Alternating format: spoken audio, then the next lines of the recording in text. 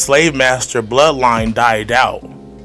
So my family in Jacksonville actually got their 40 acres and a mule. She knew how to manipulate me in the most loving way to win. Right. And I knew how to do the same to her. Like, manipulate her, go, oh, all right, motherfucker. I get what you're saying. My dad's selling drugs. My mom's a user.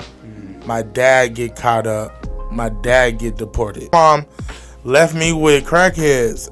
My mom just got out of jail, but she got a girlfriend now, and she choosing her girlfriend over our family. She not understanding at the age of 11, they pick up me, my cousin, and my other cousin. I'm 11, my cousin 14, my other cousin 7, for a murder case. They don't see you as kids. One of y'all got to pee on yourself. I'm Haitian, Native American, Black American.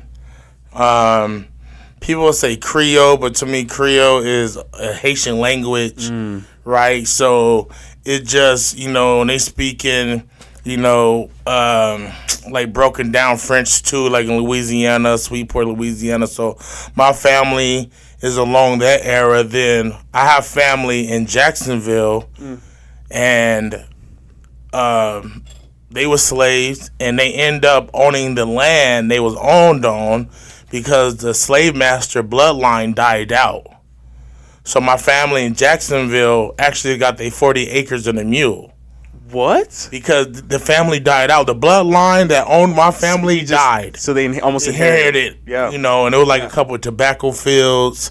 That's like the deep I know. Like my great grandmother Blanche Cobb, she died at 115. What was it, Lisa? 15. Second black woman to vote. Like she got the paper where she signed her name. She was the second black woman to vote ever. She had her own holiday in Jacksonville. Wow. She went on tour with Obama. So when Obama went on his Florida tour, speaking tour, they went and picked her up, and she went on the road with them. Like, yo, that's history. Yeah, Oprah calls her. Like, she had I used to say, Granny, I need your PR. Like, great grandma, I need your PR, man. And so it's really cool. And that's on your mother's grandmother. Yeah, that's my grandfather's mother. So I have, I break this down. I'm a group home kid, grew up in Southside Jamaica, Queens. I have my grandmother and my grandfather, Breezel Allen and Willie Dale Allen. I have my grandmother, Willie Dale Allen, and Breezel Allen. That's the family that was living in Pasadena. Then I have my mother's father, Gustine Cobb. He was living in Los Angeles, in Jacksonville. That's like the dynamic of my elders that I knew of. My grandfather, Gustine Cobb, my mama's father, his mama is Blanche Cobb. And that's the matriarch of my family in Jacksonville, where there were like 17 kids. Like businesses, they pretty much ran Jacksonville, Florida. Preachers, comedians. This is like where I used to be like, man, where I get all my artistry from is from this side of the family in the South. So this is my family's South. So when I would be in these group homes or detention centers or group centers where, they didn't have a place for me, and my grandmother in Pasadena she had her other grandkids, but it was already 8 grandkids in the house. So she couldn't get the rest of her grandkids. And that's me, my little brother, another cousin. There's like another 7 of us that's in the system. But they won't let Granny get us because too many kids in the house. So her house in Pasadena became like the revolving door. Like when one kid get 18, another kid come in. When another kid turn 18, they may take in me and my little brother. So my little brother, I'm in and out from Queens, Jacksonville, and Pasadena for probably the first 17, 18 years of my life. So can you describe, you mentioned a big part of your life is with your grandmother. Yeah. What's the type of personality that she had? Man, tough and sweet, scary and peaceful. Like, I never want to disappoint her. That's one thing I never want to disappoint her. Even when I got caught with drugs at Cajon High School, right? I got caught with a lot of shit. And I got caught with a knife, and I got caught with a gun. And they took me to juvie, and my grandmother comes to visit me in juvie, and she said, listen, put no yoke on my face. Meaning, tell me everything. So when I'm defending you, I know everything, and I know how to defend you. You know what I mean? So she already know me. Get up. I put my protection. I have my granny praying for me, but I got my little weapons on me. My granny have Derringers at the time. She had a Derringer is 1 shot, 2 shot, 3 shot, and a 4-shot Derringer, and I would take the 2-shot Derringer. Tucked in my Timbs, and I had a 3-inch blade that didn't go over the 4-inch rule. So if you go 4-inch rule, you might get a felony. So I had a little 3-inch blade, little kidney toucher, So I was just ready, just in case. You know what I mean? I'm new. This is Queens, so this is San Bernardino. Oh, you're in Dino. I'm in Dino now. Okay. So in between, this is me older in my teens now. I'm in Dino. Oh, okay. I'm 11th grade. I'm far from my additional origin story. So this is me going forward. This is she been telling me don't put yoke on my face. I never put in a situation where I really had to tell her every single thing to make sure I get out. So I remember that damn, this is a moment where I bet not lie to my granny. I need her to tell her everything, even when I'm little things that don't matter. Oh yeah, granny, and I had did this, and I did this, and I did this. So she can figure out when she talked to the lawyer or talked to the principal where I'm a good kid. I'm a sweetheart. It just, I made moves, man. And sometimes I didn't think about the moves. I always think about money or paying rent or making money from my grandmother. So I didn't really think about the consequences of certain things. I just did it because I know it's going to make me some type of money and they take some type of stress off my grandmother. So can we rewind just a little bit? Yeah. I'm curious on you went into you have a huge bloodline here, right? Yeah. I'm curious about seems like grandmother's a big part. So I want to kind of sit here for a second. Can you remember her story of how she came to born in Little Rock, Arkansas. Okay. Her dad, John Henry, her mama, Jessie Lee. Jessie Lee is 75% Native American from some clan in Little Rock in that area.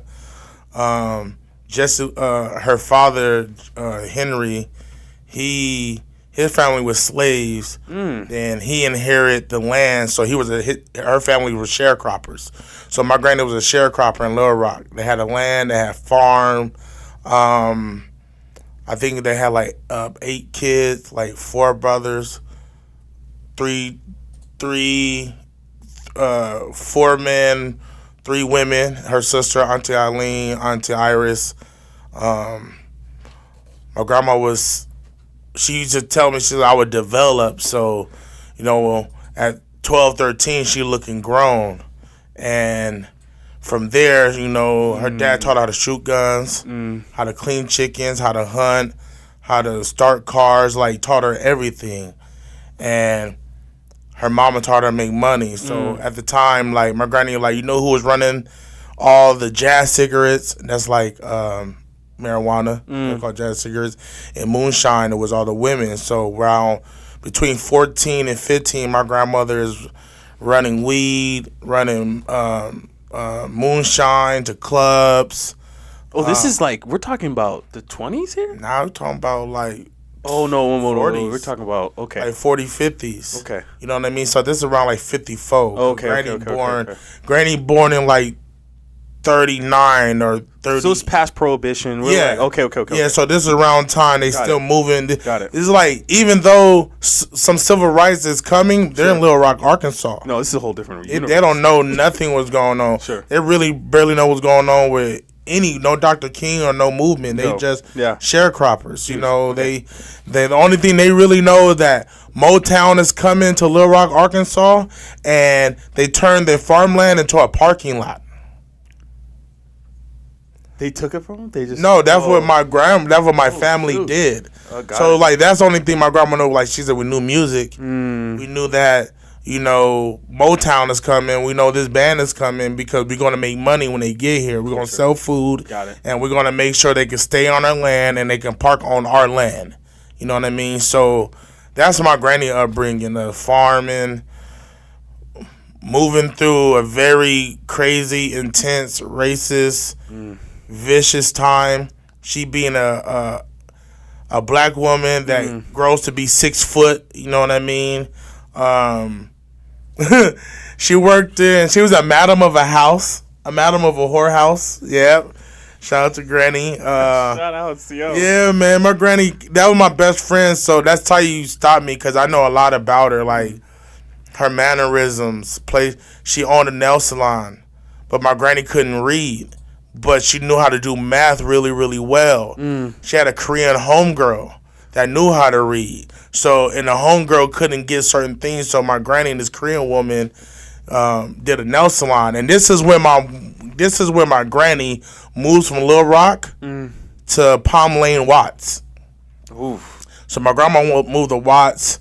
That's a long way. You know what I mean? Yeah. But she wanted to build a business. So she built a nail salon. She sold nightgowns. You know what I mean? I think my grandma loved luxury and she was down to work for it. You know what I mean? Like really, really work for it. Like, you know that scene when Tina Turner is she's performing and Ike comes backstage with the gun. My granny was at that show when that happened. So it's like my granny at Luther Vandross cruises, like she's a Renaissance woman. Yo, you know what I mean? Like for real. And I think it was God's purpose to make sure that my mama is not in my life to absorb this, because her sons didn't get it. Her kids didn't get it, but her grandkids is here, and me and a couple of my cousins was the most attentive to her. Like, oh, she big dog. Oh, Granny cool. Granny know everybody. Grandpa know everybody. So it's like knowing all of these things about my granny. Of course, I'm infatuated with her. It's her, Michael Jackson, that I think is the coolest person in the world at a point in time in my life. Like, her and Goku. Like, that's like, for real. Like, this is a woman who beat cancer 3 times. They took a tumor off her spine. Like, she's like, is like built different. Yeah, very built, whole different. She's such a sweetheart. People thought she was a mean woman, but she wanted better for you, and of course she has trauma that we would not even comprehend because it existed before we even thought of. Right. I know nothing about sharecropping. Yeah. I don't know what went day to day, 24 hours. I don't know how men talk to a 14-year-old black woman that's a double D already, that got to go to get a brassiere before she's the age of 12. I don't know none of that. So only thing I can do is love on her and give her grace. And be that grandson, like, I mess her energy all the time. I should tell her I'm the better I told her I'm the 5.0 version of her. And then she was like, what you mean? I said, I'm not saying I'm a better person. It's just all the knowledge you gave me, I used my tools to gain wisdom, and I upgraded the tool. Sure. And she like, I said, if you disagree, Granny, that means you failed. And she was not going to fail nothing. So I knew she knew how to manipulate me in the most loving way to win. Right. And I knew how to do the same to her. Like, manipulate her, go, oh, all right, motherfucker. I get what you're saying. So it's like, she's a Renaissance. She did everything, man. And I take it she's on your mother's or father's? That's my mother's. That's my mother's mom. Okay. Yeah. And I'm just, one of the things, I'm always about trying to build the road here. So I feel it. Okay, so one of the things I'm really curious about, you mentioned a few things that, like, she being in Arkansas, having to, like, literally grow up early. Yeah. Her life is already started before she even knew Yeah. it. She had to start picking up the role of like learning how to Everything. sell, drugs Yeah. and have get a part of that life. Coming out to California, starting her life trying to do that. But one of the things you mentioned is, and one of the things I just been keen on here is Queens. Yeah. So, well, maybe my question is, how did you end up in Queens? And maybe can you describe your mother? So and father to me? my dad's Haitian. Okay. He migrated to Southside Jamaica, Queens. My mom was young, and I don't know, she was like Jenny. I'm gonna say that she was like Jenny Forrest Gump, just out here selling drugs, making moves, and she meets my father. My father got family in Pasadena also. Oh, okay. Right, so I don't know how that connection, but I just know they're in this part, and what ended up happening is my dad's selling drugs, my mom's a user, my dad get caught up, my dad get deported. You know, my mom pregnant with me. You know, so my dad get deported, my mom pregnant with me, my mom have me, and end up doing time for the things she did with him. So after she had me, like she was free for a while to have me. So around like, I'm born in 84, December 31st, 1984. So my grandma say around like June 85, my mom ended up going to prison. You know what I mean? And that's her first, she did 10 feds straight. You know, that's her first thing. You know what I mean? I don't know how... That's one thing I know, and I used to visit her. And Oh, you stuff did? Like, I was curious about I would visit her and stuff like that. Do you mind me asking, like, the personality that she had? I imagine it must be really hard, but also that she mentioned that she was a user as well. So I'm really curious, like, do you get to feel like at least a motherly feeling? Oh, nah, hell nah. I had abandonment issue. My mom left me with crackheads, like, left me for collateral. I was collateral at one time, like... I remember days she would get out of jail, and I know the day she getting out of jail, and I'm waiting on the porch, and I'm asleep on the porch, and she never shows up. But I know where she at. I go where she at. She at the crack house. I go there, she's there. You know, I remember going to these trap houses with a 22 with me. You know what I mean? Like, you know, looking for her. You know, you're talking about like 11-ish, 12? Yeah, like 8, 11, like, and no, even like say even some, because she had my brother in 1990, and I was born with cocaine in my system. My brother was born with crack cocaine with his system. So I used to think he had a different dad also. So, you know, like because of that, I didn't learn how to read until like 9th grade. Same as my little brother. His was a little harder. Now my brother he's bipolar and schizophrenic. You know what I mean? So, you know, I got diagnosed with bipolar. So it's like my mom being, you know, doing drugs, being lost, you know. And even that, like, I started noticing, I'm like, dang, where Granny at? And Granny is trying to figure out everything. Being, you know, a single mother. My grandfather, my mom's dad, he moves from Jacksonville to California also, and he becomes, like, he goes into the Navy. He becomes a golfer. He becomes a caddy.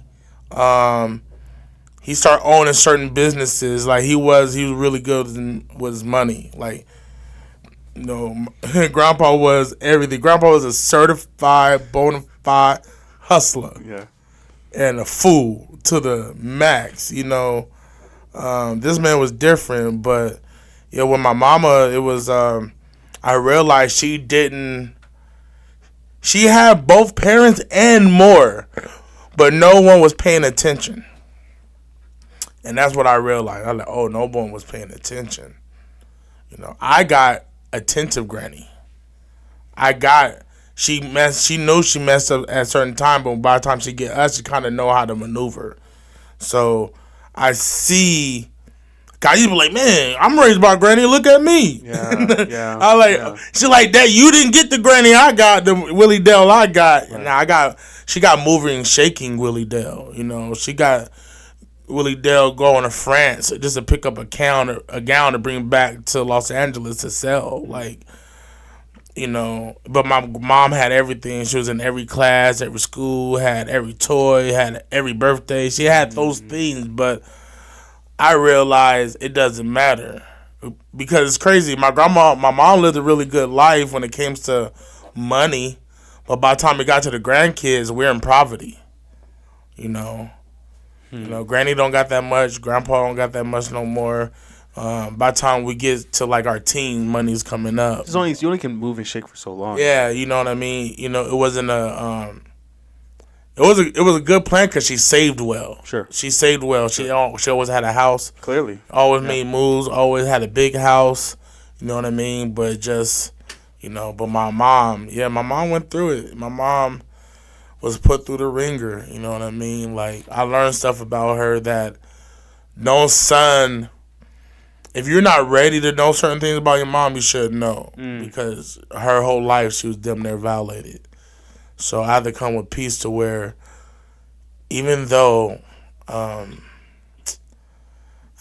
was abandoned, I was put in situations where my life was threatened. I could have died. Because of her use of drugs, my mental complications are severe. They've been damaging. They've been hard. But out of all of that, it does not compare to what she been through. Meaning, like, even she went through shit before I existed. And I got to thank ayahuasca for that and peyote. Like, shout out to my psilocybins. Real talk. Like, it took me to a trip to where it put me, I did some ayahuasca, right? Mm-hmm. It took me to the moments my heart was the most broken. The most. Like, she don't care about me, right? Right. Because I'm in this crack house. It smells crazy here. I don't know. It smells terrible, right? Music is on. In my head, when I hear music, automatically I'm thinking they're having fun. And it's really good music, right? Being young, I don't really see what's going on. At 9 years old, 10 years old, I'm not really seeing what's going on. The ayahuasca took me back with this perception, this mindset, understanding, knowledge, wisdom now, and I saw what was really going on. My mom was having a terrible time. My life was 10 times better. Yeah. Way better. Sure. My life was lit. I laugh about it and I was like, God damn, mama, you was going through it. And I'm over here, like, holding on to something that is not mine. And that's my journey with my mama. Like, I had to figure out, like, yo, none of this pain is mine. This abandonment is not. She abandoned herself. She didn't abandon me, not on purpose at all. It's not even her fault. It's a lot of other trauma that was here before I was here again. Like, you're trying to escape, yeah. Yeah, and it's me taking this selfish mindset of me. Why you hurt me? Why I hurt me? Then I realized I had my granny. I had a lot of love around me, like so much love around me. It made me look at her like, oh, okay, she was really hurt. She's still hurt to this day.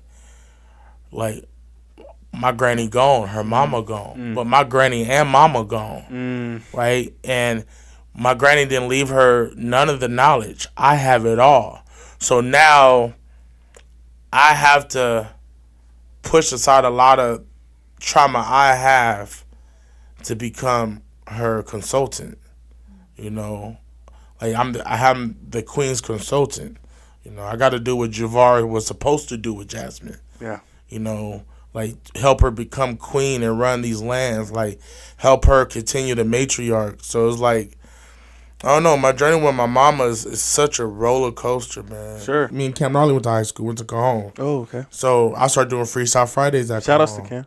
You know what I mean? I started doing Freestyle Fridays. I started doing talent shows. I started trying to record music. I joined Glee, like, at Cajon. I started helping out with plays. Like, I think it just started growing the more I found more outlets of it. Like, cause it was just, oh, I'm gonna just rap. Then it was like, oh, I'm gonna try to create an artist.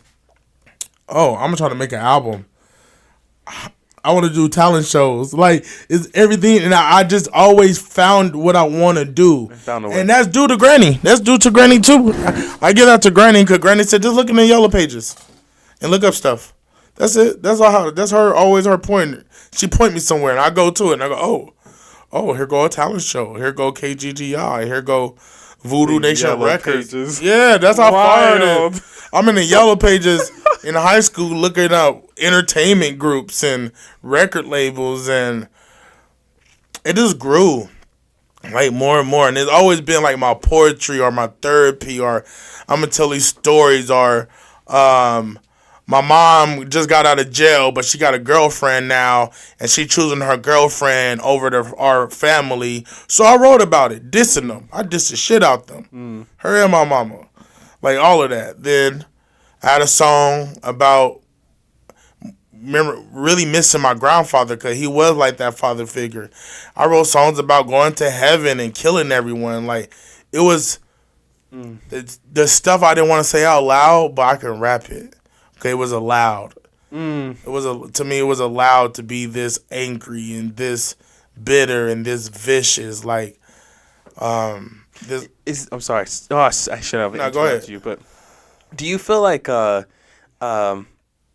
learning and gaining all this knowledge, you started to understand more about the world, and you had, like, I don't know, despise it. I don't want to say despise it, but you get smarter. Yeah, I didn't fuck smarter. With it. Yeah, nah. Because you being ignorant is a very different side to being.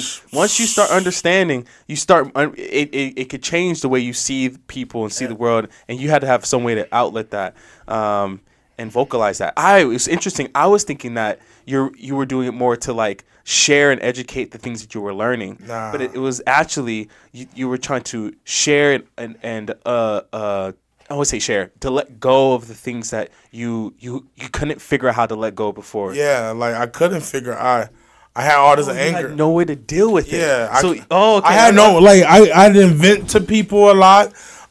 This is finally even the therapy a little bit. I would vent, but some stuff they couldn't even comprehend. Right. It's this white lady that my therapist, and she don't understand none of this. At this time, she don't even understand what's a microaggression. You know what I mean? She not understanding at the age of 11, they pick up me, my cousin, and my other cousin. I'm 11, my cousin 14, my other cousin 7, for a murder case. So they pick us up, they interrogate us, all of us. Then they let us call. After they do that, we all don't say nothing. I called my granny. I told her exactly what's going on. This is, I never told this story on camera a lot. My grandmother was like, what's going on? I told her, and she like, what do it look like? Are they treating you like kids or a grown man? This is a conversation. Are they treating you like you're a kid or a grown man? I said, they treating us like we're a grown man, Granny.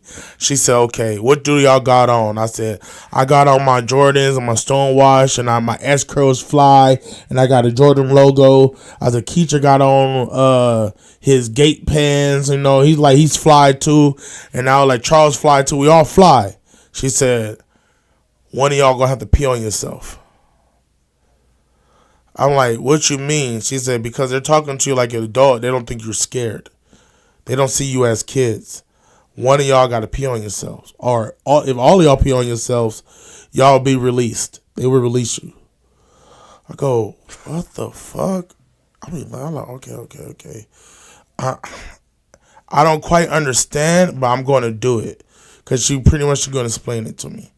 I go to my cousin. Granny said pee on herself. He like, in these Jordans? And it's like, what would you mean? They gonna look at us and they gonna laugh at us, and you know when they see us. I said, Granny said we gotta pee on ourselves. I'm like, all right. We pee on ourselves. Like, she like act scared. When they ask you a question, act scared and pee on yourself. A couple 10, 15 minutes go by. It's feel longer than that.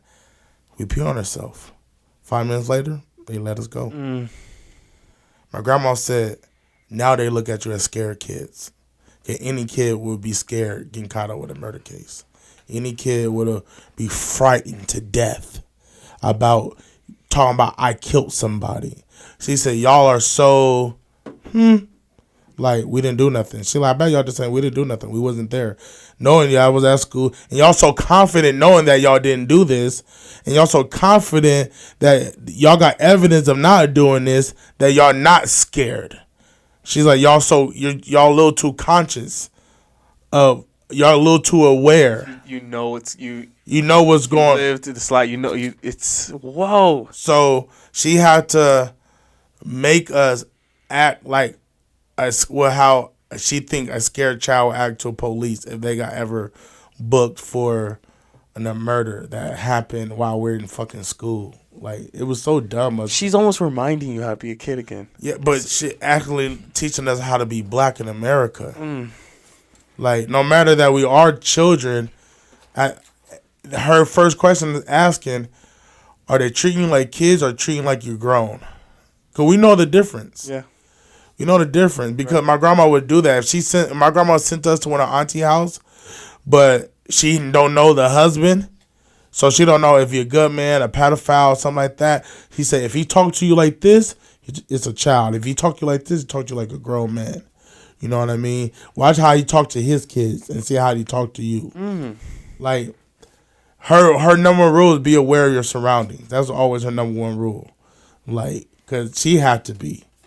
So that's her protection spell of all of that. You know what I mean? So it's that crazy, bro. Like, she was really telling me, hey, when you're in school and the teacher get mad at you and you're getting really angry, ask the teacher politely, can you please get up? Just don't get up. Ask to move and go outside. When the security come get you, I don't know for what, but just in case they come get you, don't get up fast. Don't move fast. Take your time. Don't stuff your papers in your backpack. Slowly, zip. Take your time. Calm down. Like, she's teaching me. Smile. If you can put over a cop, listen to what he's saying. Then figure out how can you connect with this cop humanly before he look at you as something else. Like, this is the teaching of my grandmother since I was around her. These are little pieces of conversation from the age of 6 to the age of 35. Like for real. So she always had me prepared for these moments.